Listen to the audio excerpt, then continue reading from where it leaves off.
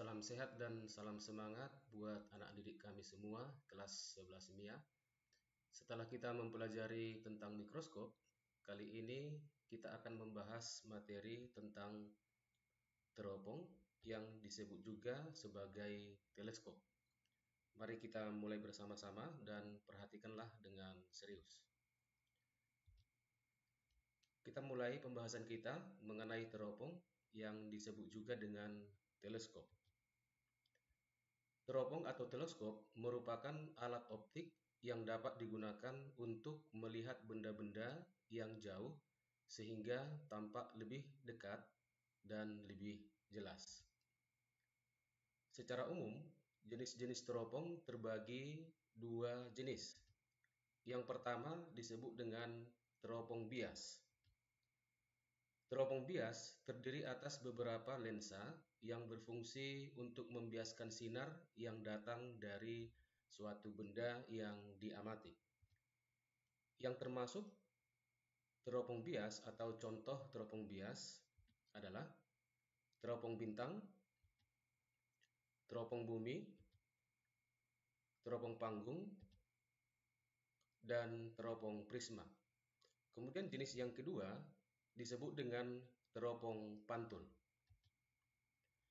Teropong pantul terdiri atas beberapa cermin sebagai pemantul dan lensa sebagai pembias sinar yang datang dari benda. Dari beberapa contoh atau jenis-jenis teropong yang sudah kita sebutkan tadi, kali ini kita hanya membahas pada teropong bintang, yang disebut juga sebagai teropong astronomi. Teropong bintang atau teropong astronomi terdiri dari dua lensa cembung atau lensa positif. Yang pertama disebut dengan lensa objektif yang memiliki fokus objektif yang kita singkat dengan FOB. Di mana lensa objektif ini adalah lensa yang diarahkan pada benda atau objek yang akan diamati. Yang kedua disebut dengan lensa okuler yang memiliki fokus okuler yang kita singkat dengan FOK. Di mana lensa okuler ini adalah lensa yang dekat dengan mata pengamat. Dan nilai fokus untuk teropong bintang di mana titik fokus objektif itu lebih besar dari titik fokus lensa okuler. Kemudian jenis-jenis penggunaan daripada teropong sama seperti menggunakan sebuah mikroskop terdiri atas dua jenis penggunaan atau pengamatan. Yang pertama adalah pengamatan dengan berakomodasi maksimum. Yang kedua adalah tanpa berakomodasi. Sebagai catatan, penggunaan teropong secara normal adalah tanpa berakomodasi. Karena benda yang akan diamati adalah benda yang sangat jauh atau benda yang berada pada titik tak hingga. Sehingga ketika mengamati dengan teropong, maka mata pengamat itu haruslah dalam keadaan santai atau keadaan rileks. Kita akan masuk pada pembahasan penggunaan teropong dengan mata berakomodasi maksimum.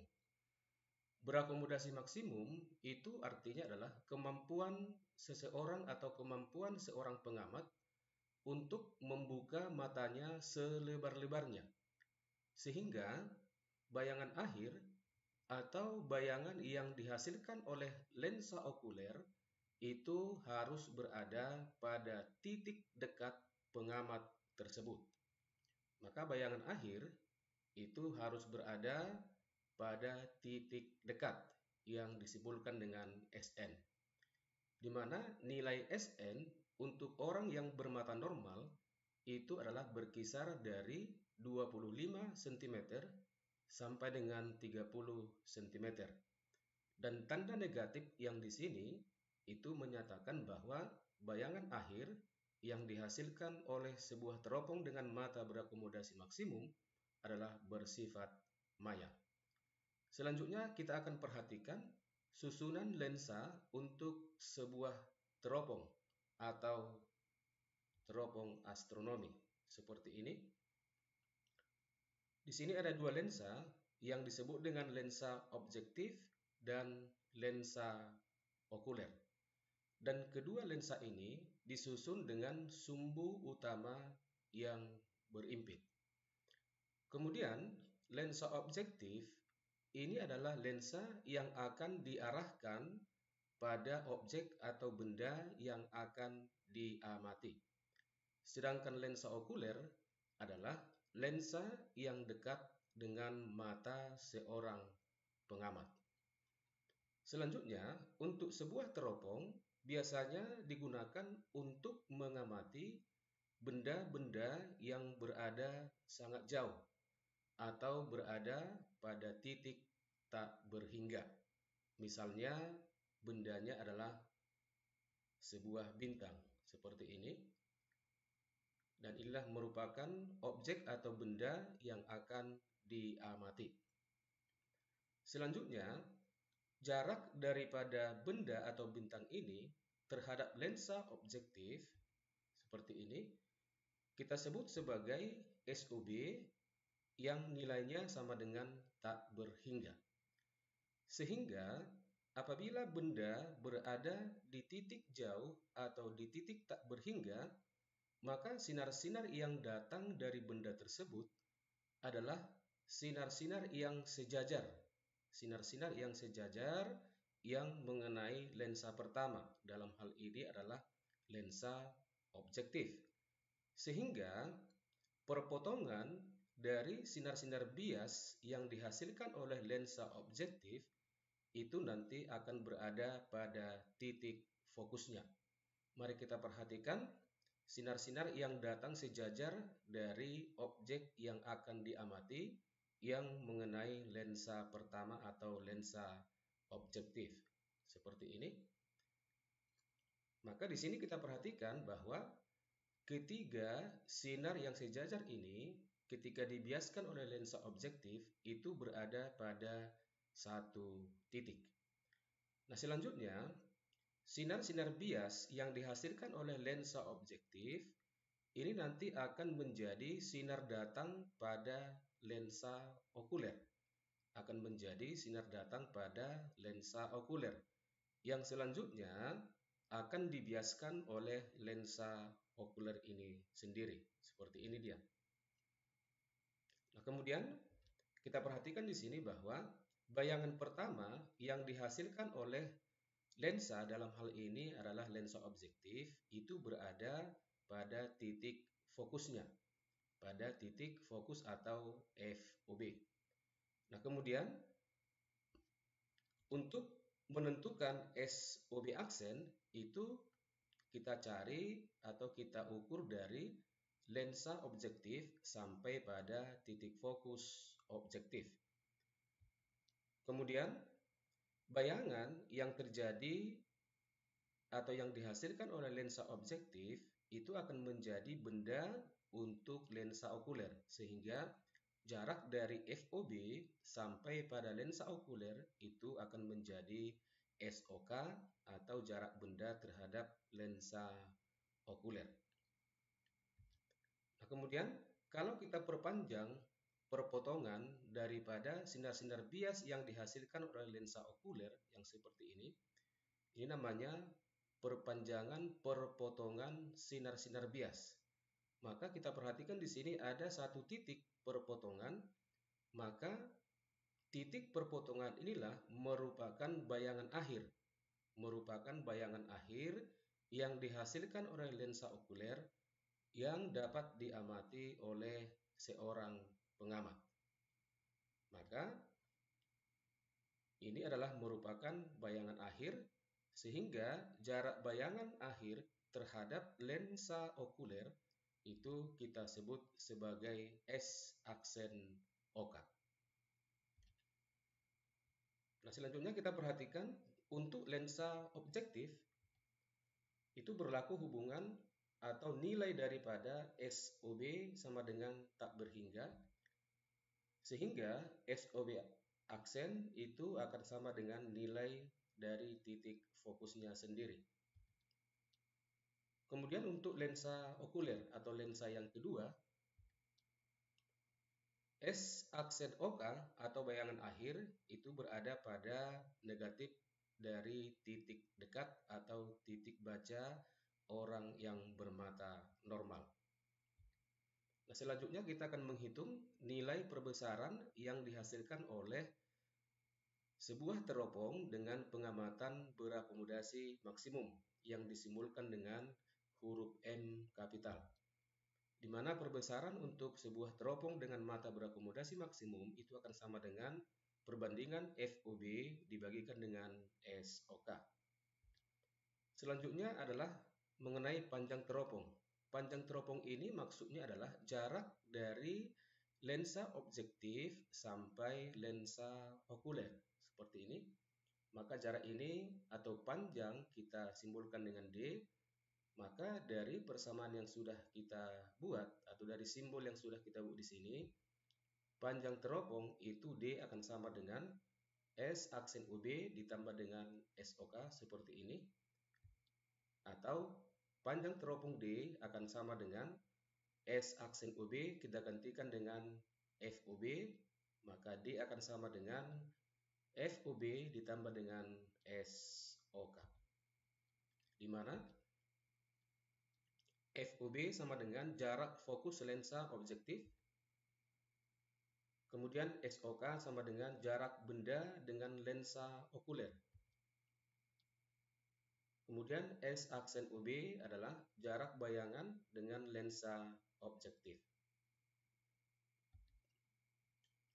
Selanjutnya kita perhatikan penggunaan teropong dengan mata tidak berakomodasi. Mata tidak berakomodasi itu artinya mata pengamat itu dalam keadaan rileks atau dalam keadaan santai ketika mengamati sebuah benda yang sangat jauh dengan sebuah teropong. Sehingga bayangan akhir atau S aksen OK itu akan berada di titik tak berhingga. Sehingga nilai SOK atau jarak benda terhadap lensa okuler itu akan sama dengan nilai titik fokus daripada lensa okulernya.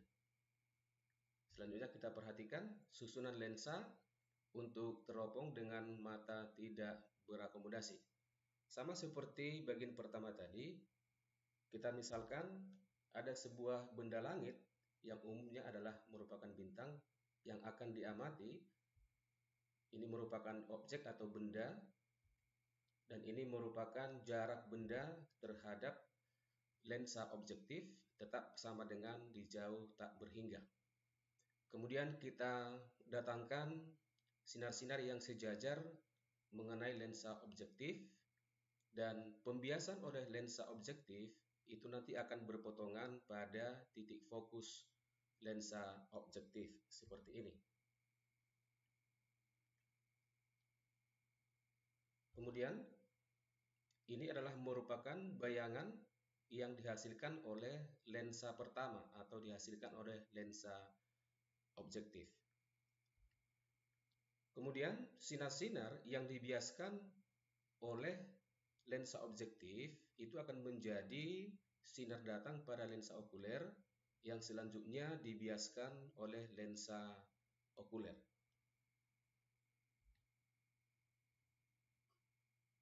Kalau kita misalkan pengamatnya sedang melihat sinar-sinar bias ini, maka bayangan yang terlihat oleh seorang pengamat itu adalah perpanjangan dari sinar-sinar bias. Berarti arahnya berkebalikan daripada arah sinar-sinar bias ini. Arahnya menjadi seperti ini. Nah, karena di sini tidak ada perpotongan sinar-sinar bias atau perpanjangan sinar-sinar bias, maka bayangan akhir yang kita sebut sebagai S aksen OK itu akan berada di titik jauh tak berhingga. Kemudian kita lihat S aksen OB itu adalah tetap kita ukur dari lensa objektif sampai ke titik fokus objektifnya. Kemudian bayangan yang dihasilkan oleh lensa objektif itu akan selanjutnya menjadi benda untuk lensa okuler dan jaraknya kita sebut dengan SOK. Dan jarak kedua lensa kita sebut sebagai D. Nah, sekarang coba kita perhatikan ya. Kalau ini merupakan lensa objektif, ini merupakan lensa okuler, bayangan yang dihasilkan oleh lensa objektif itu berada pada titik fokus daripada objektif, sehingga S aksen OB sama dengan FOB. Selanjutnya, bayangan yang berada pada titik fokus objektif itu akan menjadi benda untuk lensa okuler. Nah, karena bayangan akhir daripada lensa okulernya di jauh tak berhingga, maka SOK itu akan sama dengan nilai FOK. Sehingga FOB dan FOK itu akan berimpit pada titik yang sama. Ya, akan berada pada titik yang sama. Bukan nilainya sama, ya, hanya berada pada satu titik yang sama. Selanjutnya kita akan perhatikan untuk menentukan perbesaran sebuah teropong dengan mata tidak berakomodasi. M akan sama dengan perbandingan dari fokus objektif terhadap fokus okuler. Kemudian panjang teropong yang kita singkat atau kita simbolkan dengan D akan sama dengan S aksen OB ditambah dengan SOK, atau D akan sama dengan, kita gantikan S aksen OB sama dengan FOB dan SOK sama dengan FOK, sehingga D akan sama dengan penjumlahan titik fokus objektif dengan titik fokus okuler. Untuk lebih memahami yang sudah kita jelaskan tadi, mari kita perhatikan contoh soal yang pertama. Sebuah teropong bintang memiliki perbesaran 39 kali saat digunakan dengan mata tak berakomodasi. Jika panjang teropong 20 cm, tentukanlah titik fokus lensa objektif dan lensa okulernya. Kita buat pembahasannya. Dari informasi soal diketahui M 39 kali, D sama dengan 20 cm. Yang ditanya adalah fokus objektif dan fokus okuler. Untuk pengamatan tanpa berakomodasi, perbesaran yang dihasilkan itu memenuhi persamaan M sama dengan FOB dibagi dengan FOK.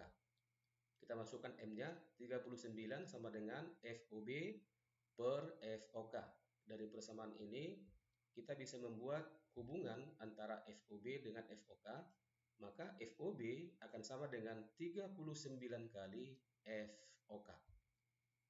Kemudian panjang teropong untuk pengamatan tidak berakomodasi. D sama dengan penjumlahan fokus objektif dengan fokus okuler. Kita masukkan panjang teropongnya tadi sama dengan 20 cm, akan sama dengan 39 FOK tambah FOK, maka 20 sama dengan 40 FOK, sehingga kita akan memperoleh FOK atau titik fokus okuler sama dengan 0,5 cm. Dari hubungan FOB sama dengan 39 FOK, kita masukkan FOK yang sama dengan 0,5 cm ke persamaan ini, maka kita akan bisa menentukan nilai dari titik fokus objektif sama dengan 39 FOK akan sama dengan 39 dikali 0,5 cm akan sama dengan 19,5 cm. Kemudian kita perhatikan contoh soal yang nomor 2.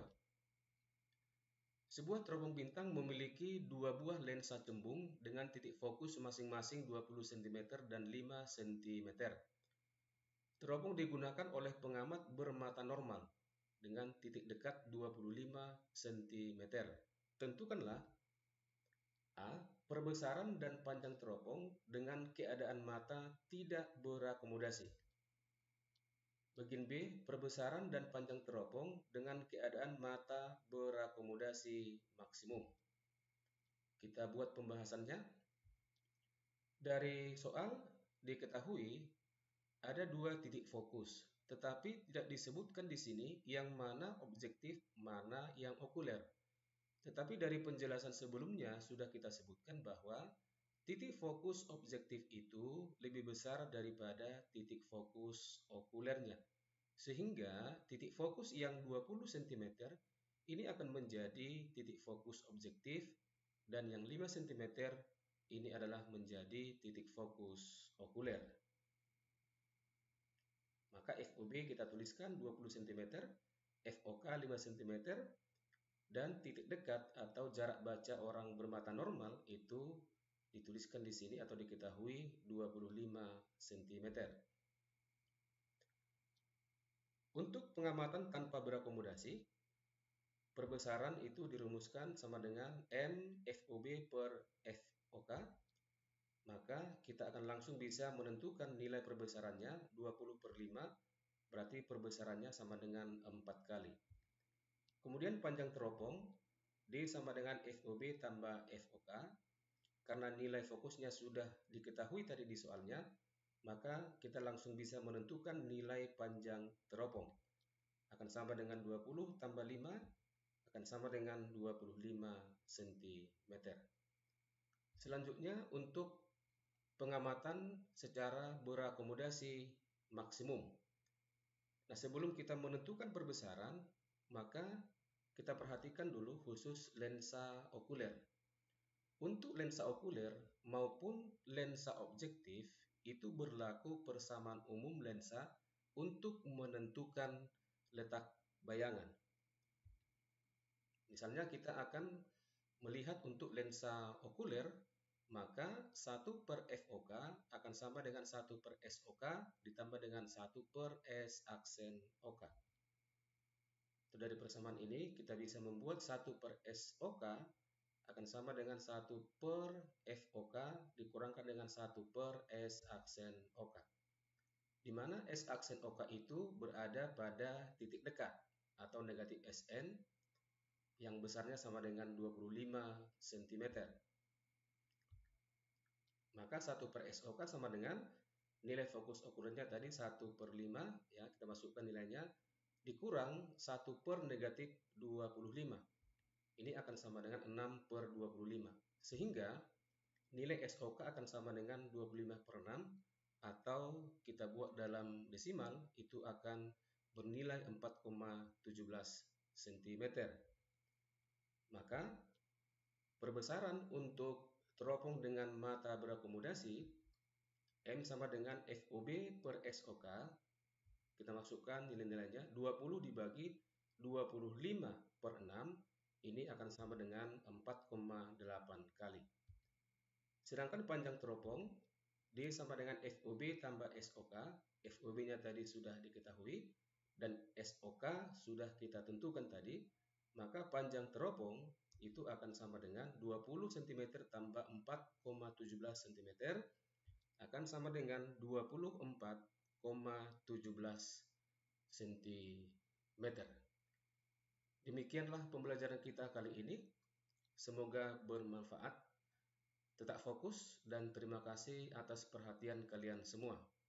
Sampai bertemu kembali pada pembelajaran selanjutnya dan tetap semangat.